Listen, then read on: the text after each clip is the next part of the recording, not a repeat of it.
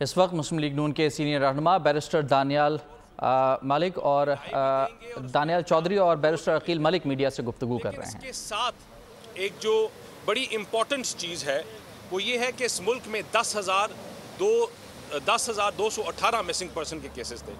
ये missing person के जो केस हैं ये आज से नहीं, ये 40 साल से पाकिस्तान में और इस गिरदोनवा के ये इशू है। और ये तोहफ़ा हमें तब मिला जब हमारे गिरदोनवा में जब वॉर ऑन टेरर शुरू हुई। Pakistan is one of the few countries in the world जिसने ऑलमोस्ट 78% केसेस मिसिंग पर्सन के रिजॉल्व कर लिए। तकरीबन 7,000 कुछ केसेस जो है हम पहले ही रिजॉल्व कर चुके हैं।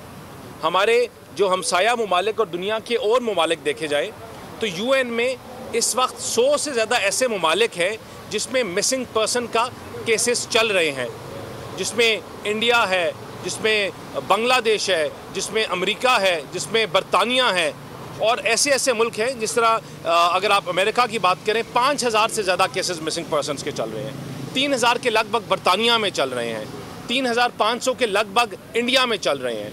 लेकिन अनफॉर्चुनेटली पाकिस्तान में नॉन स्टेट एक्टर्स और पाकिस्तान से बाहर बैठे हुए जो लोग हैं इसको इस तरह का रंग देते हैं कि जिस तरह हमारी अपनी एजेंसीज इसमें इन्वॉल्व हैं, इस तरह का रंग देना चाहते हैं इंटरनेशनली पाकिस्तान को, स्टेट को डिफेम करने के लिए कि पाकिस्तानी एजेंसीज इन चीज़ों के पीछे मुलव्वस हैं।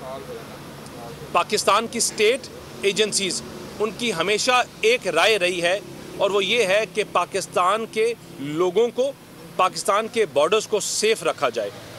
इसमें कोई दूसरी राय नहीं होगी कि इनमें ऐसे लोग वो भी हैं गुमशुदा जिनका गलत तंजीमों के साथ या terrorism organisation, non state organisations के साथ एक राब्ता रहा है। और इसी फ्रेमवर्क को डिवाइस करने के लिए ये हुकूमत दिन रात मेहनत कर रही है, अपना काम कर रही है और अपना जवाब भी देगी इंशाअल्लाह कि वो जो फॉर्मूला है उससे नॉन स्टेट एक्टर्स को जो पाकिस्तान को नुकसान देना चाहते हैं या नुकसान पहुंचाना चाहते हैं उनको आइडेंटिफाई करके अलग किया जाए। और ऐसे मिसिंग पर्सन के केसेस जहां लोगों के अपने ज़ाती मफाद या इश्यूज चल रहे हैं उनको स्टेट के ऊपर ना डाला जाए। अगर स्टेट ने आज तक इतनी ज़्यादा इश्यूज और चीज़ों को रिजॉल्व कर लिया है तो इंशाअल्लाह आगे आने वाले टाइम पे और चीज़ों को भी रिजॉल्व करेगी।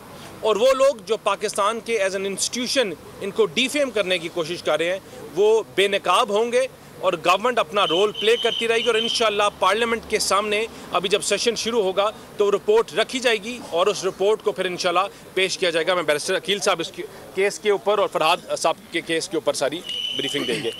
बिस्मिल्लाहिर्रहमानिर्रहीम। आप तमाम मीडिया के दोस्तों का बहुत बहुत शुक्रिया।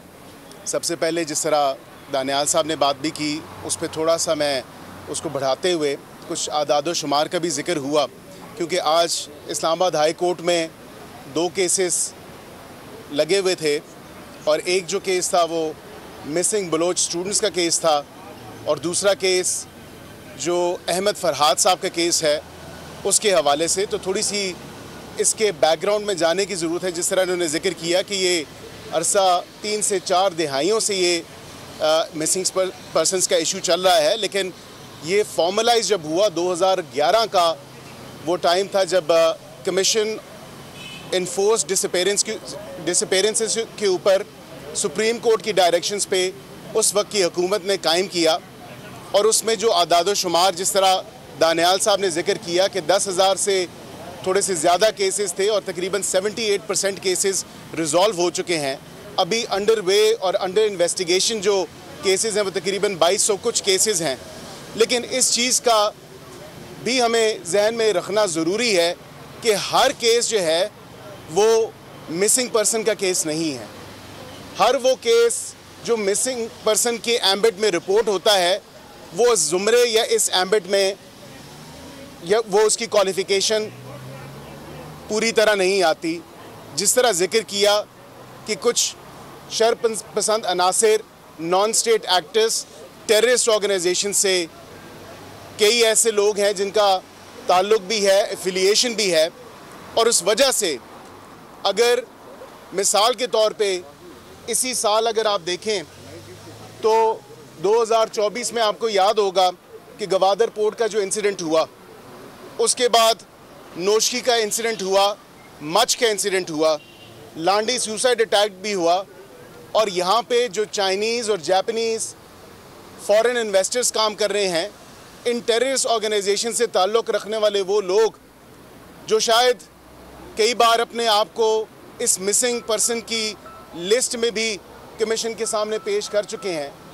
आपको याद होगा कि कई ऐसे लोग शायद वो अपनी मुलाजमत की गर्ज से इल्लीगली बॉर्डर क्रॉस करके या अपने किसी ज़ाती फ्यूड की वजह से अपने घर वालों से छुप जाते हैं, तो उसको भी मिसिंग पर्सन के एम्बिट में लिया जाता है। तो खुदारा थोड़ी सी हमें इस पे क्लैरिटी चाहिए। मिसिंग पर्सन का जो इशू है वो बड़ा सीरियस इशू है, और हुकूमत की एक बड़ी क्लियर पॉलिसी है कि किसी के इंसानी हकूक़ और बिलखसूस मिसिंग पर्सन का जो इशू है उस पर कोई कॉम्प्रोमाइज़ नहीं है। हुकूमत हर तरह की असिस्टेंस, हर तरह की सपोर्ट, और उसके साथ जिस तरह की भी हमें मुआवनत का कहा जाएगा, हुकूमत वो मुआवनत फराहम करेगी। लेकिन थोड़ा सा ये भी देखने की ज़रूरत है, क्योंकि मैं ख़ुद हेबियस कॉर्पस के केसेस में इसी इज़्ज़त माब अदालत में पेश भी होता रहा हूँ, दानियाल साहब भी होते रहे हैं। थोड़ा सा एक प्रोसीजर को देखना पड़ेगा कि हेबियस कॉर्पस के या मिसिंग पर्सन के जो अगर उनकी डिटेन्यू की रिकवरी है तो उसके हवाले से उसके कुछ ना कुछ बैकग्राउंड ज़रूर होता है। जिस तरह बलोच स्टूडेंट्स का केस है, तो आपको बखूबी वाकिफ़ है कि अगर वाक़तन कोई बग़ैर किसी वजह के अगर किसी भी लॉ इन्फोर्समेंट एजेंसी ने अगर किसी को पकड़ा हुआ है तो हुकूमत डेफिनेटली मुआवनत फराहम करेगी और उसको ऑन रिकॉर्ड लेके आएगी। लेकिन अगर कोई किसी टेररिस्ट ऑर्गेनाइजेशन के साथ ताल्लुक़ रखता है या नॉन स्टेट एक्टर है और मुल्क को और मुल्क के इदारों को नुकसान पहुंचाता है, तो उसके साथ किसी किस्म का कॉम्प्रोमाइज़ नहीं है, उसको आयरन हैंडेडली लिया जाएगा। हम बहसीयत हुकूमत तमाम तर जो मुआवनत है, तमाम तर जो सपोर्ट है, वो हम फराहम करने के लिए तैयार हैं और फराहम कर भी रहे हैं। जहां आपको याद होगा कि PDM के टाइम पे भी वज़ीर आज़म पाकिस्तान उस वक़्त इसी अदालत में इस्लामाबाद हाई कोर्ट में पेश हुए थे। उस टाइम के चीफ जस्टिस के सामने वो पेश हुए और कई वज़रा भी पेश हुए। तो ये इशू एक नादिर मौका है इस इन्फोर्स डिसअपीयरेंसेस या मिसिंग पर्सन के इशू को वंस एंड फॉर ऑल इसके ऊपर कानून साजी करके इसको बाकायदा तरीके से हमें डिसाइड करना चाहिए। और लेकिन ये बात भी रखें क्योंकि ये एक पब्लिक इम्पोर्टेंस का इशू है, और इस पब्लिक इम्पोर्टेंस के जो इशू पे पार्लियामान को भी हमने एतमाद में लेना है। और कमेटी ऑलरेडी हमने तश्कील पिछली हुकूमत में भी दी हुई थी और अभी भी हम इस पे कमेटी तश्कील दे रहे हैं और कैबिनेट कमेटी इस पे बनेगी। अगर कोई ऐसी ऑब्जर्वेशंस या कोई ऐसी रिकमेंडेशंस किसी भी इदारे से आती हैं,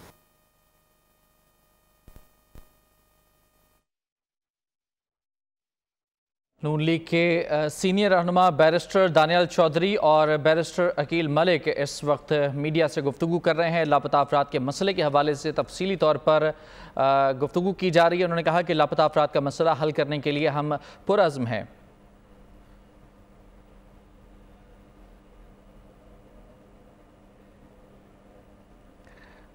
नून लीग के सीनियर रहनुमा बैरिस्टर दानियाल चौधरी और बैरिस्टर अकील मलिक, जिनका ये कहना था कि लापता अफराद का मसला हल करने के लिए हुकूमत पुरअज़्म है। 7,000 से ज़ायद केसेस पहले ही हल किए जा चुके हैं। सब्सक्राइब करें और बेल दबाएं ताकि कोई खबर रह न जाए।